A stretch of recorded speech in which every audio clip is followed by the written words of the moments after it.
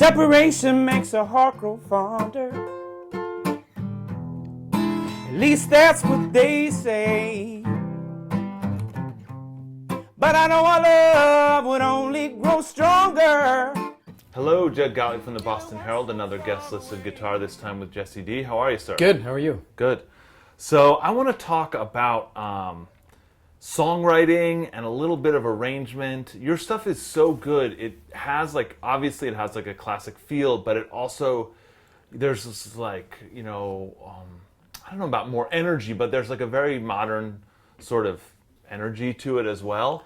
And how much of that is in the writing and the arranging, and I'm curious about are you choosing more soulful chords or licks, or is it all sort of in the guitar tones? What is it? Yeah, I think there's a lot of variables in such equations as there are perceptions of the listener. I think ultimately, I'm a huge fan of soul music. Soul music that was made, in the mid '60s. And I guess ultimately my approach as a songwriter would be to not so much make soul music, but make music that's soulful. Play a little bit. Okay, so because you said that, play a little bit of a chord progression where you feel like you were successful, where you were there we go. That's kind of it has a little bit of what I grew up listening to, but it has totally my own feel. So I'm going to play something that is, sounds like a blues progression. Like kind of a 1-4-5 thing, but then one thing I like to do is, I guess, I love blues music. It's very much rooted in soul.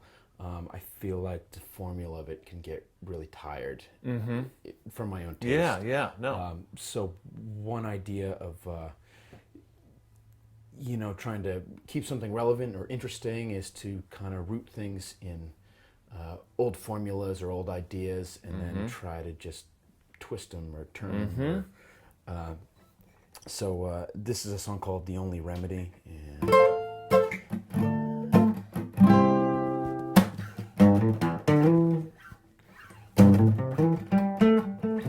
I haven't always been lucky. There was a time when I had nothing. I used to be lost and lonely, with only an empty, aching heart. I was a man with no hope at the end of my road.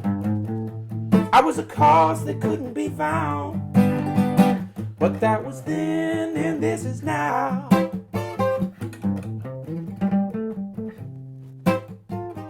So it kind of has a kind of 5 to the 4, but then goes back up to the 6. And, which is a little jazzy too. It kind of I guess so, feels, I mean, when I say soul music too, I guess I mean soul, blues, R&B, vocal jazz. There's a lot of stuff in there. But where do you tend to start? Because you do have a lot of riffs in your songs, more than I think a typical soul artist. But I don't know if you're starting with chord progressions and adding them later, or where it's coming in. To be honest, I'm more times than not starting with the melody. And it comes from singing, because I can be doing that no matter what else I'm doing, singing in my head. Or this particular song, I want to say I had the progression just from playing, and the idea of the lick was something. It started as something else and kind of morphed or kind of got honed into what it was, and I think they all kind of just slowly came together and got refined as I kept playing the song. But every time I try and write anything, I feel like I always fall into what is gonna what sounds nice, which is what the most typical progressions in the world. And I'm wondering how you begin to get out of that, and how you begin to start adding more textures, but sort of feel comfortable with that. And that's a great example there, because it is sort of a traditional progression, but then you have all this stuff that makes it totally unique. Yeah, I don't know if I have a good answer for you because Yeah. I'm not convinced that I always am able to get out of that that trap. Yeah. And the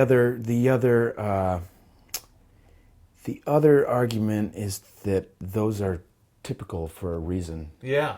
That they work, and I think that a good song can shine through that. Yeah. You know, the longer I've played, I little more confident I've become on the guitar. Yeah. But I'm completely self-taught, and when it comes to some of the fine established musicians that you've had on this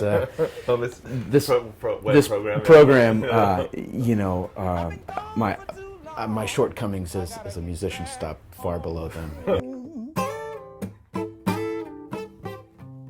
Home is where the heart is, and I have to conquer, but it only seems